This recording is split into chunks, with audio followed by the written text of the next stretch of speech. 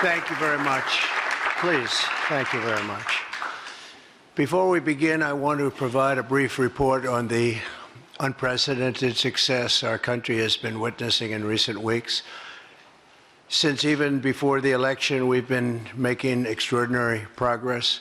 The American people gave us a clear mandate to save our country, and we won all 7 swing states by large margins, historic. Very importantly, we won the popular vote by millions and millions of votes.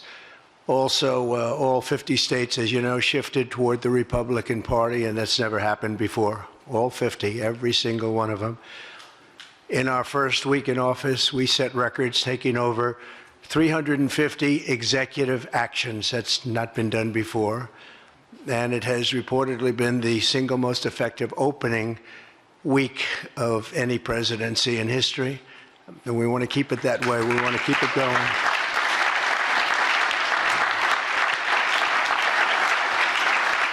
We want to keep it going. We've broken from decades of failed Washington policies and restored common sense and sanity to our government.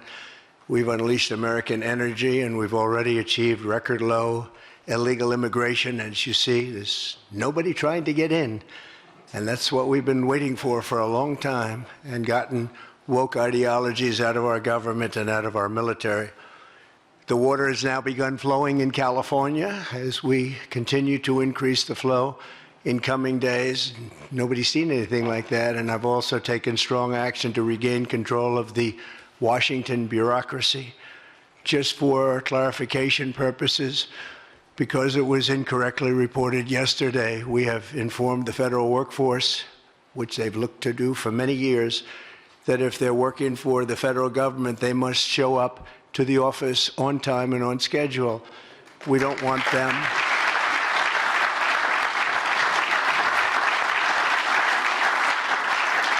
We don't want them to work from home because, as everyone knows, most of the time they're not working, they're not very productive, and it's unfair to the millions of people in the United States who are in fact working hard from job sites and not from their home. As federal employees, they must meet a high standard. They're representing our government, they're representing our country. If they don't agree by February 6th to show up back to work in their office, they will be terminated, and we will therefore be downscaling our government, which is something that the last 10 presidents have tried very hard to do but failed. Most of the people we're talking about have not been going to their federal offices in many, many years, from even before COVID. But they have nevertheless been paid. Some have worked, some haven't worked, and most of the studies say that some have just gone through the motions.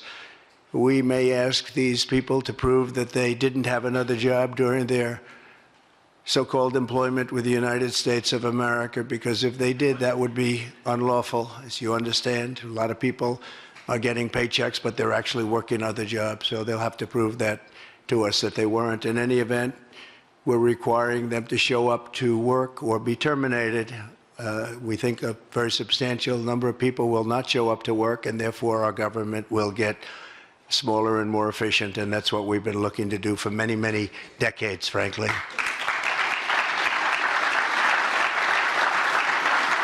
Thank you. In addition, there was a short-term pause or funding freeze on certain discretionary spending payments, such as government grants, only for us to quickly look at the scams, dishonesty, waste, and abuse that's taken place in our government for too long. As was explicitly stated, this in no way affected Social Security, Medicare, Medicaid, or other entitlements that Americans depend on. I've made abundantly clear from the very first day that I ran from office. That was a long time ago now. That's 2015. If you think about it, I announced in 2015, and we won in 2016. We did very well in 2020, but we did really well just recently. And I'm restating right now to correct any confusion that the media has purposely and somehow, for whatever reason, created Social Security, Medicare, Medicaid have not been affected by any action we're taking in any way, shape, or form. We are merely looking at parts of the big bureaucracy where there has been tremendous waste and fraud and abuse. In that process, we identified and stopped $50 million being sent to Gaza to buy condoms for Hamas. 50 million. And you know what's happened to them? They've used them as a method of making bombs. How about that? We stopped an attempt to make an illicit payment for illegal alien resettlement. We canceled $181 million in DEI training contracts. This is just for the training of people in DEI, which has been terminated and completely terminated. And we paused $1.7 billion in unauthorized payments to foreign organizations, including stopping more than $40 million that was on its way out the door to the very corrupt World Health Organization, which has not done its job and not done it properly. We also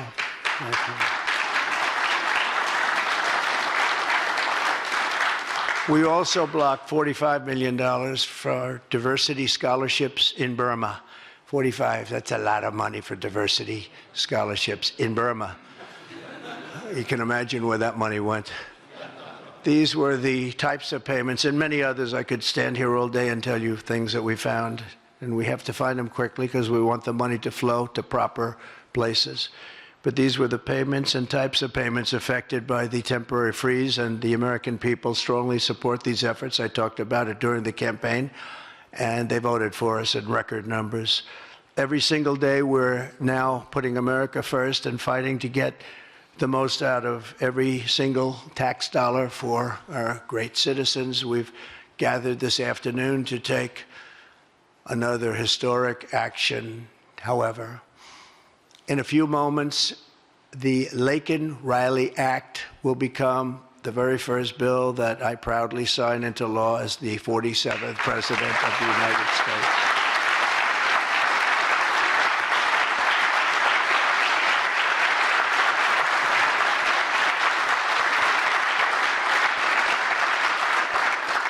Laken was a brilliant and beautiful 22-year-old nursing student from Georgia, the best in her class. She was always the best. They would say, Laken, how do you do this? And what do you do? They were always asking her questions. She was respected by everybody, even her teachers. They respected her so much. From the time she was in first grade, Laken knew she wanted to spend her time caring for others. That's what she did. To her friends and classmates, she was a light of warmth and kindness in every single room. To her parents and family, she was everything in the world. They've had a miserable period of time. Just after 9 a.m. last February 22nd, Laken went out for a jog on the campus of the University of Georgia, but she was just never returned. She never came back, did she, huh? Parents are here, sister, all of her relatives. While on her run, Laken was attacked, viciously assaulted, beaten, brutalized, and murdered by an illegal alien gang member who was set loose into our country by the last administration. We are deeply honored to be joined today by Laken's parents, Allison and John, and her sister, Lauren. Thank you very much. Thank you.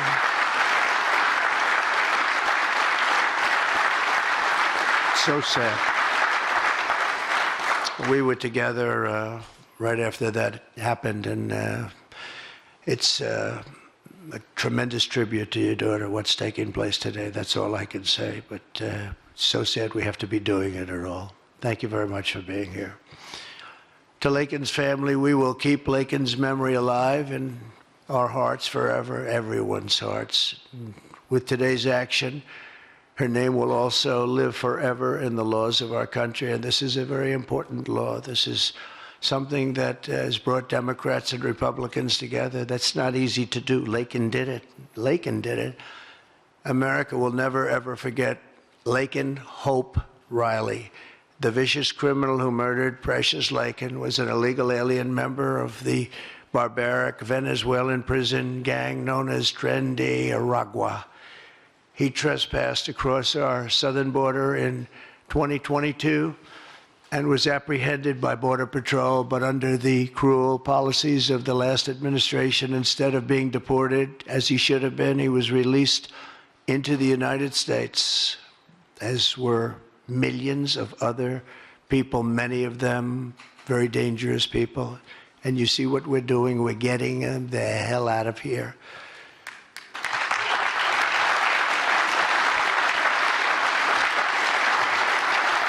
He was soon arrested again in New York City on charges of endangering a child, but because of New York City's deadly sanctuary policies, as we have in California and many other places, which we're going to end them, he was released again to reoffend. The Biden administration then provided this illegal alien criminal with a free, taxpayer-funded flight from New York to Georgia, where he was arrested yet again, constantly, this time for stealing from a Walmart along with his gang member brother, who was a bad one. Only after being released a third time by the U.S. law enforcement did this cold-blooded criminal go out in that fateful morning hunting for women on whom to prey. That's what he did. He hunted. It was like a hunter. I'm going to show him who the hunter is. This horrific atrocity should never have been allowed to happen. And as president, I'm fighting every single day to ensure that such a tragedy never happens again.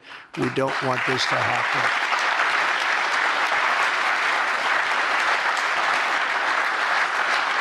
And under the law, thank you. Under the law I'm signing today, the Department of Homeland Security will be required to detain all illegal aliens who have been arrested for theft, burglary, larceny, shoplifting, assaulting a police officer, murder, or any crime that results in death or serious injury. In addition, for the first time ever, this act gives state governments the ability to sue the federal government for immediate injunctive relief if any future administration ever again refuses to enforce the immigration laws of the United States, like happened for 4 long years.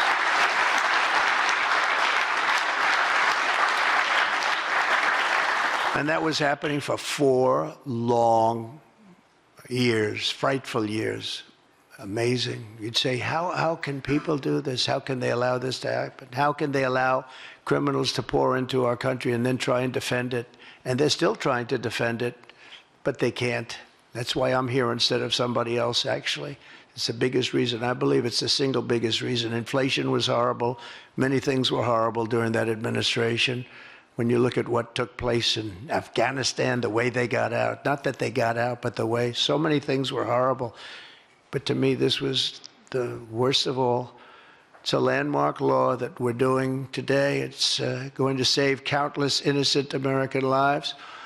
I want to thank every House Republican, every Senate Republican, as well as the 12 Senate Democrats and the 48 House Democrats who voted to pass this vitally important bill, and many of them are with us today, and I really do appreciate it. And I very much especially appreciate the bipartisan support. The Democrats, really a big percentage of them came through, and plenty of them wanted to. They probably felt they couldn't, but they really wanted to.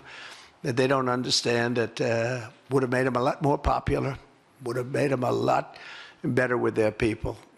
The ones that didn't are going to be sorry, because the people are not going to forget that they wouldn't sign. This is a perfect, incredible tribute to an unbelievable young lady. We're joined today by many great supporters of our new strong border policies, and they are indeed strong, including Vice President Vance, thank you, JD, the Secretary Scott Bessent, who just got approved, by the way. Where's Scott? He just got approved. Scott, I'm very impressed. Got a lot of Democrat votes, too. He got a lot of Democrat votes. That's great. I don't know, is that a good thing or a bad thing? I'll have to think about that. Secretary of Homeland Security, who's going to be fantastic. I know her so well, and I know it's probably not complimentary because she is a woman, but she is tough. Where is she? Where is Christy? Christy, great. Stand up, please. You have such an important job to do.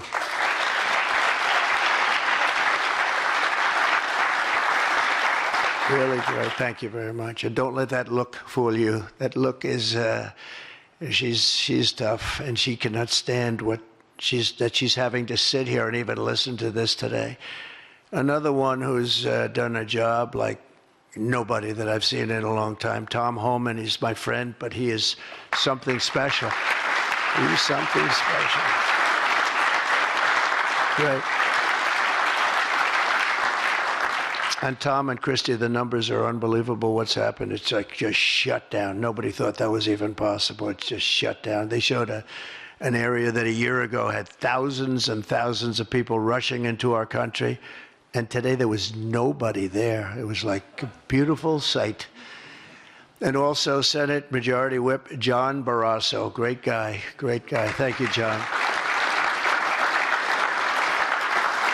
And I also want to thank the bill sponsors, Senator Katie Britt.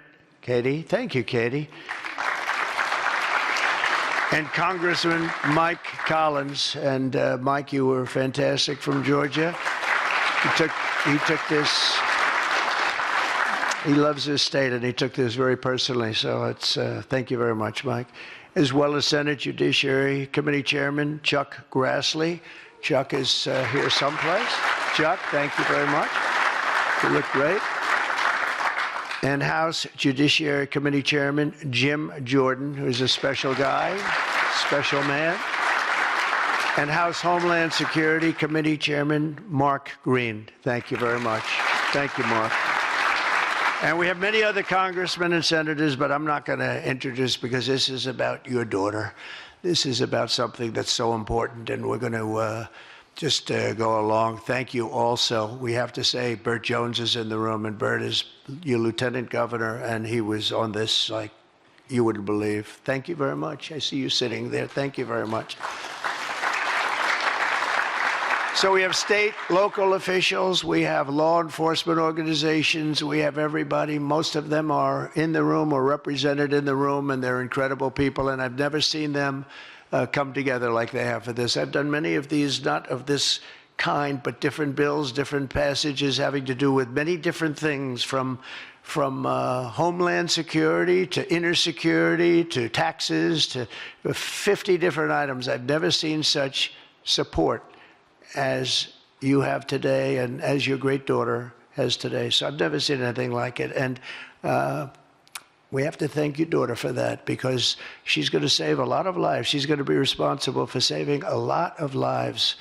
So I'd like to just say to the Angel families, I've been with them and they've been with me from 2015 when I first got this crazy idea in my head to run for president because we can do better as a country. I want to thank so many of the people that are here that have been the angel moms, and we call them angel moms, but they're angel families, fathers and sons and daughters, but they've suffered tremendously like you have for no reason whatsoever. I want to thank Alexis Nungari, the mother of 12-year-old Jocelyn Nungari, murdered last summer by 2 illegal alien gang members released into the United States by Joe Biden's open border, stupid policies. And thank you very much, Alexis. I want to thank you very much. We had an amazing trip, and it was really special to meet you and your family. Appreciate it very much. So sad we have to be here, frankly. And Jocelyn, as you know, is in our hearts, as she was then. It was an amazing day we had, a great day. But it was a day of celebration of somebody that unfortunately won't be with us. But she is with us now, you know that. Here also is Patty Morin, the mother of Rachel Morin, killed 2 years ago by an illegal alien who was let into our country by the last administration's ridiculous, weak policies. Open border, can you imagine? When I heard open border, I said, oh, that's terrible. They're going to release their prisons all over the world. They're going to release their prisons into our country. That's exactly what happened. Patty is joined by Rachel's brother, Michael, Rachel's daughter, Clementine, and sister-in-law, Shannon. Thank you all for being here. We appreciate it very much. Thank you very much. Thank you. With us as well is the loving family of Kayla Hamilton, a 20-year-old girl murdered in July 2022 by the MS-13 illegal alien gang member who is violent, vicious, and they knew it, and they didn't do anything about it. And I want to thank you to Kayla's mother, Tammy, and her grandmother, Kathy, and her stepfather, Jeremiah, very much. And finally, I want to thank others who have also suffered this horrible scourge that goes on with young people being killed, and other people too, but young people, largely young people being killed. Thank you to Scott Root, the father of Sarah Root, killed at 21 years of age. Think of that, 21, by an illegal alien. Shouldn't have been in our country, would have never been in our country if we were here. What a sad thing. To each of these angel families, we love you and we stand in awe of your courage and your strength. It's the toughest thing anybody has to go through. Many of the angel families here today were betrayed by the last administration and with its heartless and foolish and really very, very arrogant and very, very dumb policies. Policies that aren't even believable when you talk about common sense. I say we're the party of common sense, but the Democrats also, they have plenty of common sense, and that's why so many are here today and so many supported what we're doing. The very government that was supposed to protect their daughters instead opened our borders and transported the world's most dangerous criminals straight into their communities. They came from prisons and jails and insane asylums and mental institutions from all over the world, not just South America. People think South America. They come from all over the world. They come from every continent. And they came here by plane, and they were loaded onto buses, and they were driven right up to our border, and they drove right through the border, and nobody even said a word to them. And in those buses and those cars and those trucks were some of the meanest criminals anywhere in the world. As of last September, 425,000 illegal alien criminals were roaming free, including 13,099 convicted illegal alien murderers, of which about almost 50% killed more than one person, and they were roaming all over the country in our farms, in our cities. Under the Trump administration, we're moving with urgency and speed to get these vicious and violent criminals the hell out of our country and to restore law and order to our suburbs, our cities, and our towns. And we're going to do it with Tom and with Christy and with all of the people that are working so hard on this. This week, compared to a comparable time a year ago, think of this, the number of illegal border crossers has already fallen by more than 100%. And because the election was coming, they started getting a little bit tougher on the border. They tried to follow our policies, and they did much better, but it still was horrible. The numbers were still horrible, so that's 100% over those. They only did it because of the election, so they knew what they were doing was wrong. And those who do cross the border, and you're seeing that every time, all you have to do is turn on your television set or pick up a newspaper, or read any form of new media, because we have a lot of new media today, fortunately, that's letting the word get out. But they're watching these people be captured and removed from our country. ICE arrests have risen by 15 times in just a short period. And over the past 8 days, the heroes of ICE and Border Patrol, we can never forget Border Patrol. Those people, I've gotten to know so many of them. Our border czar, as you remember, never went to the border and never made a phone call. She was the border czar. She never made one phone call. They went to the heads of the border. They went to the heads of ICE. Did you ever get a call? No. And she admitted she never made one call, but she was the border czar. And that's exactly what our border was all about. The heroes of ICE have arrested thousands and thousands of illegal alien criminals, including hundreds of gang members, traffickers, child predators, terrorists, and murderers. For the first time in history, we're loading dangerous and illegal aliens into military aircraft and flying them back to the places from which they came. You probably read about Colombia 2 days ago. They said, no, we're not taking them. I said, we're going to take them. You're going to take them. You're going to like it, too. You're going to take them.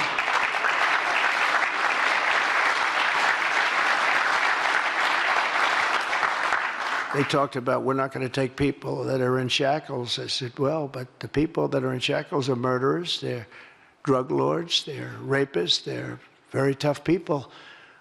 They make our criminals look like very nice people. That's about the only thing that comes out of this. And I say, could you imagine you're a pilot on the plane and you have your co-pilot and you're sitting there and you have 150 people, no shackles, and they like to murder people? This would not be a good flight. So Colombia apologized to us profusely within an hour.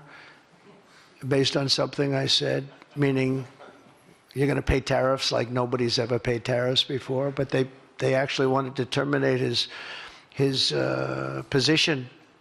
They're essentially Congress met, and they were very angry with them. But they actually said they were going to send the presidential plane to pick up these criminals and to bring them because they didn't want to inconvenience us or have us do a second flight, and that's what they did. And I appreciate it, and I do appreciate the people of Colombia are wonderful people, and the representatives really acted well, and I appreciated they took back that tough talk. But, you know, we may have tough talk from others, but it's not going to mean anything. They're going to all take them back, and they're going to like it, too. They're going to like it. They're going to take it back, and they're going to like it. Today, I'm also signing an executive order to instruct the Departments of Defense and Homeland Security to begin preparing the 30,000-person migrant facility at Guantanamo Bay. Most people don't even know about it. We have 30,000 beds in Guantanamo to detain the worst criminal illegal aliens threatening the American people. Some of them are so bad we don't even trust the countries to hold them because we don't want them coming back, so we're going to send them out to Guantanamo. This will double our capacity immediately, right? And tough. That's a tough place to get out of. Today's signings bring us one step closer to eradicating the scourge of migrant crime in our communities once and for all. And it was just it's just an unforced error that we even have to be doing this. Now we need Congress to provide full funding for the complete and total restoration of our sovereign borders, as well as financial support to remove record numbers of illegal aliens. And these are illegal alien killers, criminals at levels that nobody's ever seen before.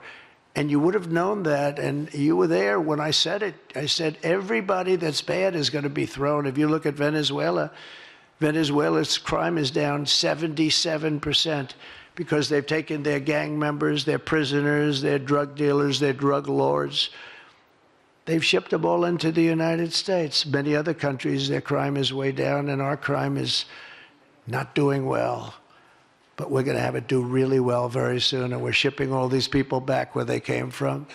And now, before I sign the Laken Riley Act into law, I would like to ask Laken's really incredible mother, who I've gotten to know. A very sad day I got to know her. But this is an amazing tribute to an amazing young person. And if you could come up, Allison, and say a few words, that would be great. Thank you very much.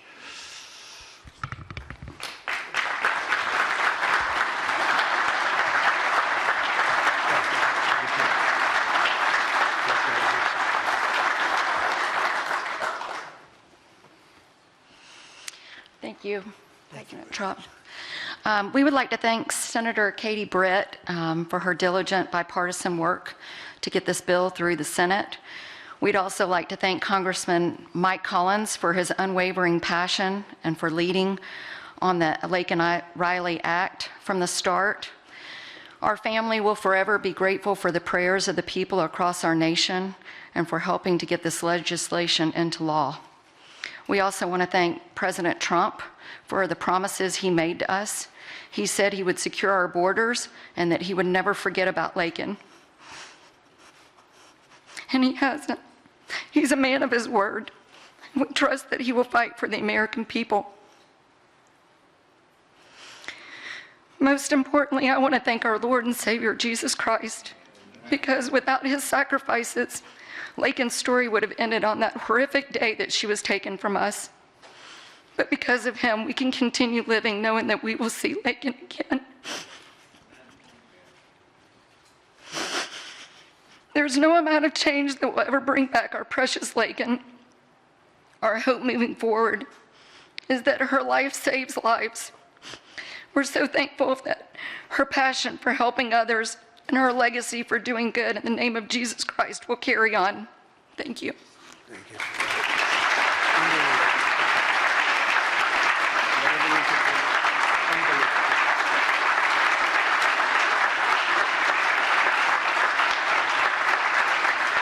Why don't you stand right behind me? Stand right over there.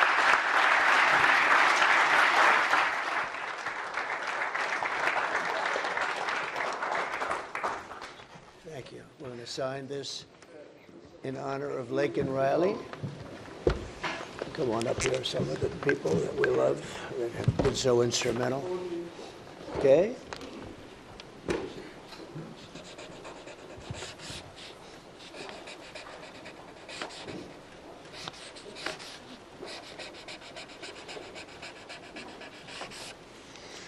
Okay. I'm very grateful.